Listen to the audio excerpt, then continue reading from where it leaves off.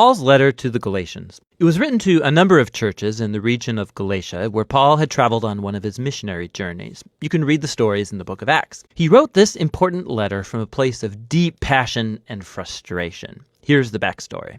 Christianity began as a Jewish messianic movement in Jerusalem, but its message was for all humanity, and so it quickly spread beyond Israel. By Paul's time as a missionary, there were as many non-Jews as there were Jewish people in the Jesus movement, and this sparked a huge debate that we know about from the book of Acts chapter 15. Historically, the covenant people of God were focused in one ethnic group, Israel, and they were set apart by the practices commanded in the Torah, like circumcision of males, eating kosher, observing the Sabbath. And there were many Jewish Christians who believed that for all of these non-Jews to truly become a part of God's family, they needed to obey the laws of the Torah. And so some of these Jewish Christians ended up coming to the Galatian churches. They were undermining Paul and demanding circumcision of all these male non-Jewish Christians. And so many of them were. And when Paul found out, he was brokenhearted and angry. And this letter is the result.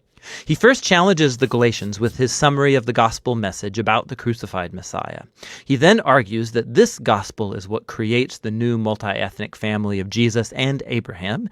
And then he shows how this gospel is what truly transforms people by the presence and power of the Spirit. He opens by expressing his bewilderment that the Galatians have embraced a different gospel. It's the one promoted by these Christians who badmouth Paul and demand circumcision. So Paul first defends the authenticity of his message and authority as an apostle. He was commissioned by the risen Jesus himself to go to the non-Jewish world. Remember the story from the book of Acts. Paul says it was only later that he went to Jerusalem to consult the other apostles like Peter or James. And when he told them he wasn't requiring non-Jewish Christians to be circumcised or eat kosher, they were in full support. But this tension ran deeper. Peter had come to Antioch to visit and see all of these non-Jewish Christians, and he was eating and mingling with them. But when some of this Jerusalem opposition group showed up in Antioch, Peter caved under their pressure. He stopped eating with these uncircumcised Christians, and he was avoiding them. And so Paul confronted and accused Peter of hypocrisy, of not staying true to the gospel.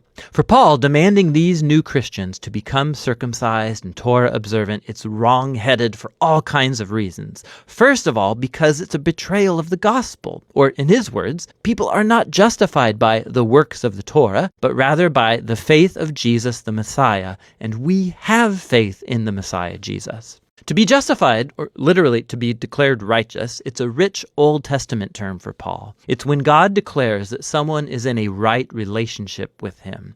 They're forgiven, they're given a place in God's family, and they are being transformed by God's grace. And it's Paul's conviction that no one can be justified by observing the commands of the Torah, but only by the faith of Jesus. This is a dense phrase, and it could refer to Jesus' own faithfulness in living and dying on our behalf, or it could refer to our own trust and devotion to Jesus. Either way, the point is clear. People are justified only through trusting in what God did for them through Jesus, not by what they do for themselves. At the heart of Paul's gospel is this claim that when people trust in the Messiah Jesus, what's true of him becomes true of them. His life, death, and resurrection become theirs. Or in his words, I've been crucified with the Messiah, and it's not I who come back to life, it's the Messiah living in me. And the life I now live, I live by faith in the Son of God who loved me and gave himself for me. And so the reason anyone can say that they are right with God or belong to Jesus' covenant family, it's not because they obeyed the laws of the Torah. It's only because of what Jesus did for them that they could never do for themselves. Now, this profound understanding of what Jesus accomplished, it has huge implications for who can now be included in God's covenant family and for what it means to live as a member of that family. So Paul first turns to the stories about Abraham in Genesis, how he was justified or declared righteous before God by simply having faith, by trusting in God's promise that one day all nations would find God's blessing through him and his offspring. God's purpose was always to have one large multi-ethnic family of people who relate to him on the basis of faith, not on the laws of the Torah. But that raises an important question. Why did God give the laws of the Torah to Israel then? Here Paul offers a very brief and dense explanation that he will later fill out in his letter to the Romans. He observes that the laws of the Torah were given to Israel at Mount Sinai long after God's promise to Abraham. And if you read the Torah carefully, he says, you'll see that God always intended the laws to be a temporary measure. He says the laws had both a negative and a positive role. Negatively, the laws acted like a magnifying glass on Israel's sin. They exposed how Israel shared in the sinful human condition, constantly rebelling against God's law. And so the law, which is good, ended up pronouncing Israel guilty and all humanity with them. Or in his words, the laws imprisoned everyone under the power of sin. But the laws also had a positive role. They acted like a strict school teacher that kept Israel in line until the coming of the promised offspring of Abraham, the Messiah. And once the Messiah came, he fulfilled the purpose of the laws on Israel's behalf. Jesus was the faithful Israelite who truly loved God and neighbor. And as Israel's king, he died to take the curse and consequence of Israel's failure into himself and bring redemption. And so now through Jesus, the offspring of Abraham, God's blessing can come to all people, regardless of their ethnicity, social status, or gender. For Paul, requiring Torah observance from non-Jewish Christians, it makes no sense. It's acting as if Jesus didn't fulfill God's promise or deal with our sins. It neglects the new freedom gained for us through Jesus and the gift of the Spirit, and it limits God's promise and blessing to one ethnic family. But, Paul's opponents might argue, the laws of the Torah, they're a proven guide to living according to God's will. How will non-Jewish Christians learn this? Paul responds in chapters 5 and 6 by describing how Jesus' transforming presence through the Spirit is the key.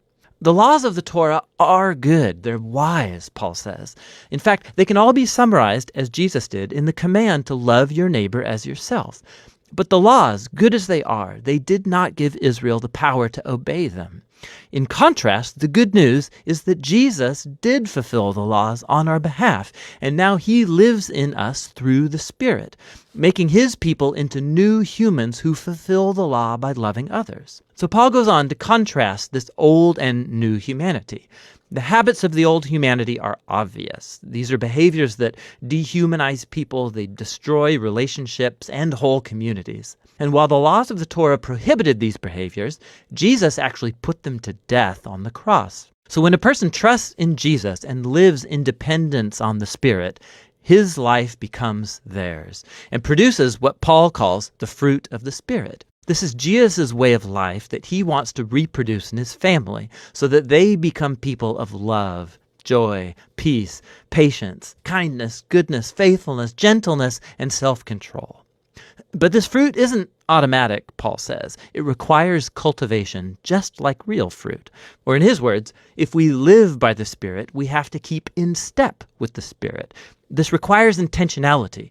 We have to learn how to prune off our old habits and cultivate new ones. And as we do so, we find ourselves carried along by the Spirit, as Jesus reshapes our minds and hearts and makes us into people who love God and others.